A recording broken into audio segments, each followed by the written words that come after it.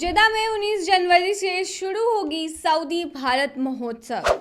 नमस्कार, स्वागत है आपका डेली सऊदी न्यूज पर। खबर शुरू करने से पहले एक जरूरी सूचना आपको दे दें कि अगर आप सऊदी में फंस गए हैं, कफील आपको छोड़ नहीं रहा है, आप परेशान हैं, वापस अपने घर लौटना चाहते हैं, तो घबराए नहीं, स्क्रीन पर दिए गए नंबर पर कांटेक्ट करें।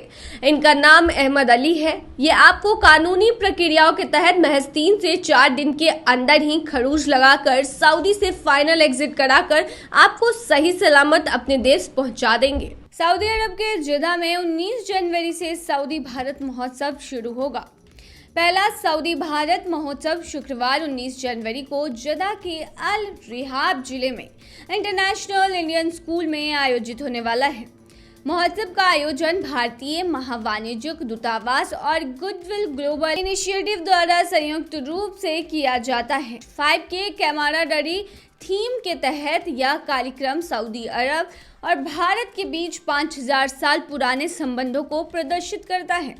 इसमें सॉन्ग, डांस, कला, व्यंजनों यानी कि फूड का एक शानदार मिश्रण आपको देखने को मिलेगा, जो सऊदी और भारतीय संस्कृतियों की समृद्ध विरासत और उन्हीं के समकालीन नवाचारों को प्रदर्शित करेगा। भारतीय महावाणिज्य दूत मोहम्मद शाहिद आलम ने हाल ही में फेस्टिवल ब्रोशर लॉन्च किया है, जिसमें भारत और सऊदी अरब के बीच ऐतिहासिक, सांस्कृतिक और रणनीतिक साझेदारी को मजबूत करने में इसके महत्व पर जोर दिया गया।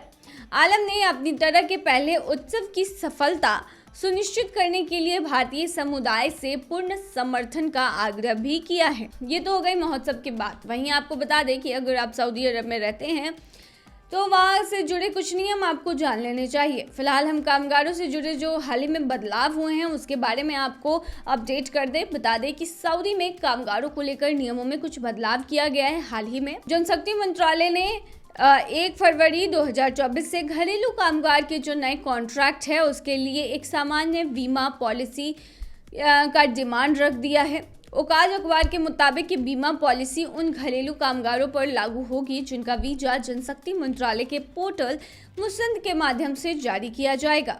बता दें, घरेलू कामगारों को अपने रोजगार कॉन्ट्रैक्ट की पुष्टि के लिए एक सामान्य बीमा पॉलिसी प्राप्त करने की आवश्यकता होगी।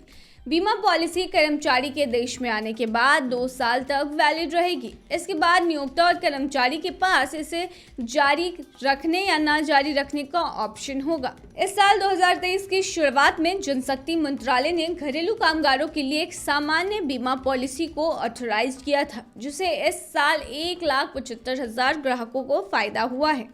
घरेलू कामगारों के लिए जारी बीमा पॉलिसी को लेकर जनशक्ति मंत्रालय ने कहा था कि यह प्रक्रिया पार्टियों के हित को ध्यान में रखते हुए की गई थी।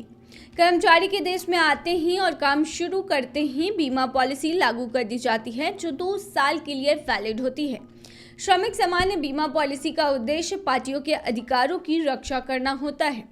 यदि कर्मचारी देश में आने के बाद अपने स्पॉन्सर से भाग जाता है तो बीमा पॉलिसी उसके वीजा के मुद्दे को कवर करती है।